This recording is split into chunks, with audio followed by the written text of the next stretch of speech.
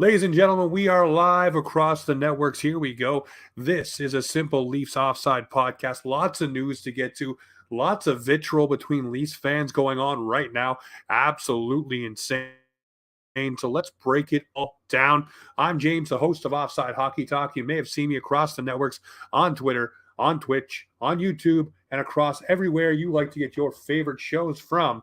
So tonight we're talking about the Toronto Maple Leafs and what's going on in Leafs land right now. Just trying to get there we go, everything hooked up and rocking. So right now, the big vitriol around Leafs land is the Toronto Maple Leafs and John Tavares. Now, everybody's mirrored in the fact that John Tavares has not scored in 13 games, but break that down on a microscopic level. He has 10 points in those 13 games, all assists, yes, but he is not a player that is a bust. And if the argument is he worth $11 million? To me, he definitely is. Go back and look at the point per game. Go back and look what he brings defensively, the 200-foot game. The guy is a top 20 player in the NHL, bar none, hands down. You cannot even debate it because the numbers do not lie. It is black and white, as plain as day. But for some reason, Leafs fans need somebody to latch onto, and we're going to talk about that here in just a moment, about why Leafs fans seem to have someone to jump all over, someone to call the proverbial whipping boy, as you may put it, and it's ridiculous. It bothers me to no end. It's the reason why some players don't like to play here, and it's the reason why I think Toronto has a hard time sometimes selling free agents on coming here because of this. And yes, we did speak with Jamie McCowan, former Toronto Maple Leaf player, about the media, about the fans, and about the way the treatment comes down. And this was all before social media on his time here with the Maple Leafs. We talked to John Michael Lyles as well. It is absolutely a mountain, a burden on a player. Now, you have a guy like John Tavares. Yes, $11 million. There is tons that is expected of you in this marketplace. I understand that. But if you're a player that is putting up a point per game pace or better in your seasons here with this team, there should be no doubting you. There should be no problems. And the fact that he got ran over last night and nobody responded, okay, pump the brakes for just a moment, because it's absolutely, to me, ridiculous to think that someone like a Willie Nylander or like a Morgan Riley has to jump in and do some fisticuffs or rough somebody up. The answer came the next shift. The Toronto Maple Leafs are built that way. They're not built to be the old Leafs of old with the Bay Street Bullies, to rough guys up, get all tumbly, get excited, get the fans all into it. No, they do their talking on the scoreboard. And I know for some fans, that's not good enough, but that's where you actually win the game. And that's what the Leafs did last night. Tavares came out flying. Tavares with those 2 assists, the dogged work, the determination in the zone, got the puck back, pass it to Willie, bang, bang, there you go, there's a goal. Rasmus Sandin, same thing, got the puck to Hall, over to Sandy, and you know what happened. If the Leafs were to get into that skirmish, everybody's dropping mitts, all fisticuffs, who knows what happens, but the advantage would probably go to the Washington Capitals. The momentum would probably go to the Washington Capitals. And why do I say that? Because guys like Tom Wilson feed off of those kind of situations. So if you have those things happening and you are not a team that usually is equipped to do those things, then you end up playing into their hand. Tom Wilson would love to rough it up, throw the mitts, do something silly. Same with a lot of Capitals. They're rough and tumble. The Leafs are not. But you start mixing it up in that kind of atmosphere, and it plays into the other team's hand, gives them the momentum, gives them the edge, the psychological edge at least, because then they're pushing you around because you know what's going to happen to skilled guys like Tavares, like Nylander, and like Riley. So those are the things you also have to look at. You have to look at the grand scope of things, not just the fact that John Tavares didn't get into the mix-up, not the fact that Willie did a flyby and got his lunch off the bench like some people are saying. Listen, I love this team. I love what they bring. But one thing they do not bring on a consistent basis is that physicality. And yes, I understand, Leafs fans, you want that. But here's the other problem that I have. The other side of the pillow, if you will, that conversation has not cooled yet, is you always need somebody to pick on. Leafs Nation needs it. They just need it. Go back. It was Reimer. It was Gardner. It was Kadri. It was Phaneuf. It was Riley. It was Marner. It was Willie, now it's JT's turn. It seems to be, hey, Marner's not scoring. Well, $11 million. He should be doing this, that, and the other stuff. Well, now he's the first star of the frickin' month, and nobody's saying a peep about him. Hey, William Nylander, he held out. What a goofball. What a bad player. What a bad guy. Went out and had a great year after signing the contract. Did all the right things and made Leafs Nation fall in love with him. Oh, can't talk about him. Hey, Riley's up for a deal, and he's not playing very well. Signs the deal, has a monster comeback season. Everybody's in love with Riley again. Well, we can't talk about him. So now who do we pick on? Who do we capitulate over? Who do we get our pitchforks out for? Now it's John Tavares, the captain of the Toronto Maple Leafs, a guy that has done nothing but be in the top 3 of scoring in this team, if not lead this team most nights in scoring. You look back over the statistics, this guy is a point per game guy almost with the Toronto Maple Leafs. That's $11 million worthy.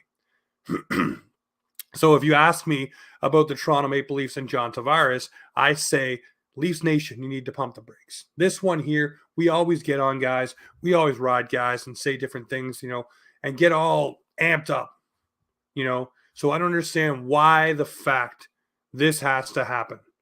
So you look at John Tavares and you say, okay, he's not scoring goals, but we're calling it a slump. So here's the thing, 50 points in 52 games. Where's the problem? Once he gets off a slide and the schneid, next thing you know, this guy right here is going to be pumping in the goals and having an absolute banger of a season. Which, where's the problem there? Right now, he's going through a goal slump, but he's still producing. He's still playing a 200-foot game and still doing everything you expect a leader to do for the team. It's ridiculous to me. I cannot believe the situation is in. And here's the other side of the equation too. Jack Campbell not having a great run right now. What has Jack Campbell not done with the Toronto Maple Leafs as of yet? Jack Campbell has not played a full 82-game season. Jack Campbell has not been a starter for a full 82-game season. Jack Campbell hasn't experienced the highs and lows that come with a full season.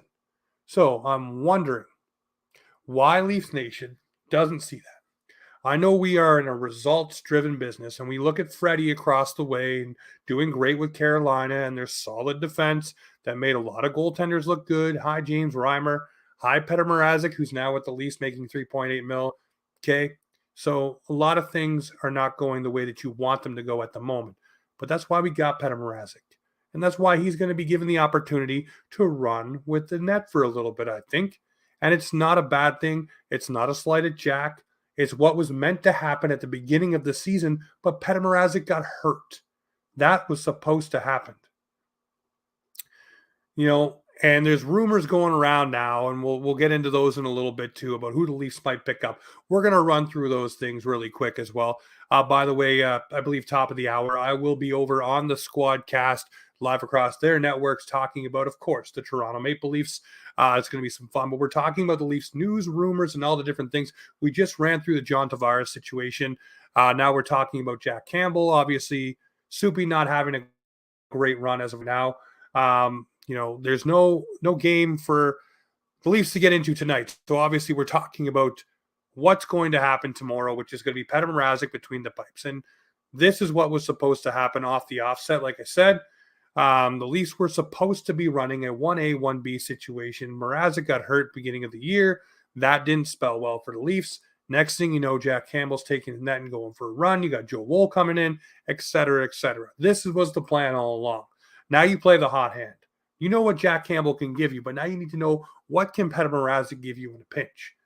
So now you have to see what Petr Mrazek can do between the pipes for the Toronto Maple Leafs each and every night and rolling him out there on back-to-back kind of games.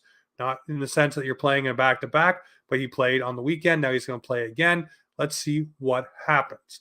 I look at Petr Mrazek and say, I want to know what I have when the goaltender, listen, when the goaltender situation comes up in the playoffs, I want to know who we have between the pipes if Freddie or if Soupy goes down. Not Freddie. See, now I got Freddie on the brain. So if Soup goes down, who do you have? You have Petr Mrazek between the pipes. Can you trust him? It didn't seem like Sheldon Keefe could trust him to begin the season. It didn't seem like it was going to be a good situation, a good marriage, if you will, between Petr Mrazek and the Toronto Maple Leafs. That all changed when Petr Mrazek started to won those 3 games under his tutelage by himself, and now he's in the favor of the coach. That's great. Now Soupy needs to do the same thing, which he will. Again, hasn't played a full 82 games. This was supposed to be a 1A, 1B situation. Now they're at that point where they're able to do that. Just want to stop and say, hey, the feed tonight is proudly brought to you by Boxing Rock Brewing Co. Be sure to check out Boxing Rock if you get out east. Boxing Rock Brewing Co. Absolutely delicious. Be sure to check out their Puck Off Lagerdale. Absolutely great. Glad to partner with them for the podcast. Absolutely amazing. So back to the goaltenders. Like I said, Mrazek's going to get the net for a little while. It's going to be who's the hot hand. And it's going to spur Jack. It's going to spur everything. You have to think about this for Campbell, too. You look at Morgan Rielly. What was Morgan Rielly's issue? Morgan Rielly had a problem with the fact he didn't know if he was a part of the Leafs' plans going forward. He didn't know if he was going to be a part of the first power play unit. He didn't know what he was going to be all the way across the board. Well, now you know. He signed his deal. The confidence is back. His game is flowing. Everything's going well. That's the reason why Morgan Rielly is back on his game. Now you look at Jack Campbell, a highly emotional guy, a guy who cares, a guy who needs to kind of feel security, if you know what I mean. He always wants reassurances after games, and he wants to give everybody reassurances that he knows, hey, it's either my fault or I got to do better here, got to do better there. You know he wants a new deal. He wants security on a deal and to know he's a part of the Toronto Maple Leafs going forward. I can guarantee you that is something that plays into his mind. And with goaltenders, a lot of it's between the ears, ladies and gentlemen. So we will see. We will see what Jack Campbell has if he gets a new deal and if it does spur him into the right direction. Let's talk about some rumors going on. There's a rumor about Marc-Andre Fleury possibly becoming a Toronto Maple Leaf. I don't buy it. I look at goaltender trades at trade deadline time. It just doesn't seem right. The Ryan Miller deal back in the day when he went for a first and a bit to the St. Louis Blues, it didn't work. It kind of blew up in their face. I don't see, other than maybe a backup type goaltender, I don't really see a starter situation going well for a trade as a goalie coming into a new situation, having to learn a new system, new players, new everything.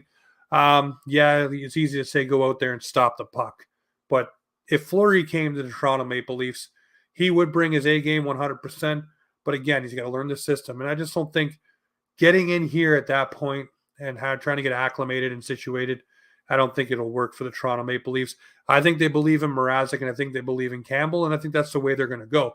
Now, as far as going after other players, Hagel's a guy they're after from Chicago. Calvin DeHaan's out there. There's a few names the Leafs are definitely chasing. One thing that I keep saying, and now it's seeming to get some steam, is Joe Pavalski. Joe Pavalski on this team, slap him on the second line. He can play center, he can play wing, he can play penalty, he can power play, you name it. And he's having a pretty damn good season. You put Pavs on a line with Tavares and Willie, tell me that don't get Tavares scoring.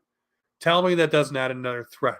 So if you neutralize your first line and they don't score, next thing you know, you're rolling that line out there.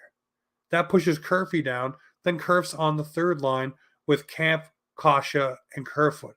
Hello, what a great line. Fourth line, you can roll Spezza, Robertson, Simmons. You can roll Spezza, Simmer, Cliffy. You can roll Mikheyev on that line if you don't trade him out the door to get in some help. You know, there's a lot of things that you can do. Yeah, I mean, there's so many things the Leafs are going to be looking at towards the trade deadline. I do think they want to beef up that back end. Another thing that was said, hey, is maybe you can get Klingberg from Dallas with Pavs. Got to work a magical deal to get it working. I don't see Klingberg being a Leaf. He's not what they need. They need a big physical, net front clearing, shot blocking, minute munching defenseman, and that's not it. Sorry, it's just not for me. But I am excited, damn excited, to see Rasmus Sandin and Mojo Morgan Rielly absolutely tear it up on the top pair for the Toronto Maple Leafs. It's going to be some fun to see that happen. I can't wait to see those two go after it. I can't wait to see what happens, offensively when they're in the zone, by the way, and you got Matthews, Marner, and Bunting going, and then those two feeding the back end, just absolutely feeding it. That's going to be something to watch. I cannot wait to see that tomorrow night in Buffalo, by the way. The lowly Buffalo Sabres. They always bring their A game to play the Toronto Maple Leafs, but really, what are they bringing? Yeah, I can't wait. Cannot wait. I want to know what people want to see, though. Like, leave a comment on the end of this one. Let me know what you want the Leafs to pick up. Let me know what's out there for you that you think is intriguing for the Toronto Maple Leafs. A lot of people were excited about JT Miller. Again, I think the cost of acquisition may be too high. But if you can get a JT Miller and a Luke Shen, maybe you look at that deal. Maybe say that deal is exactly what we need for the Toronto Maple Leafs.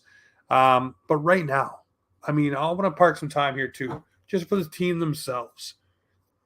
Look across the spectrum. And I'm doing this one off a whim. You look across the spectrum, whether it's Twitter, whether it's Facebook, whether it's the articles being written. It seems like if you were an outsider coming in, looking at the Toronto Maple Leafs, you would say, this team has got to be dead last.